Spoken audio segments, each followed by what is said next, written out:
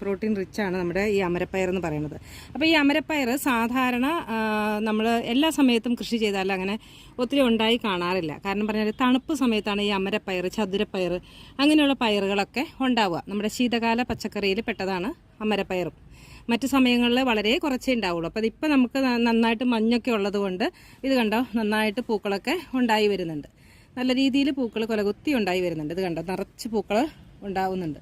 ഇവിടെയൊക്കെ ഉണ്ടായി വരുന്നുണ്ട്. മുകളിലോട്ടൊക്കെ നന്നായിട്ട് പൂക്കൾ ഉണ്ടാവുന്നുണ്ട്. അപ്പോൾ ശരിക്കും പറഞ്ഞാൽ എനിക്ക് മനസ്സിലായെന്ന് വെച്ചാൽ ഇത് ശീതകാലത്താണ്, ശരിക്കും മഞ്ഞുള്ള സമയത്താണ് ഈ പയർ കൂടുതലായിട്ടും ഉണ്ടായി കാണുന്നത്.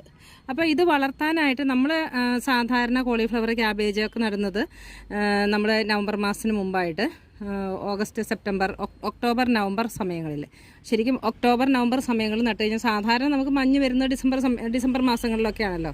അത് പ്രതീക്ഷിച്ചാണ് നമ്മൾ ശീതകാല പച്ചക്കറികളൊക്കെ നട്ടു കൊടുക്കുന്നത്. പക്ഷെ നമുക്കിപ്പോൾ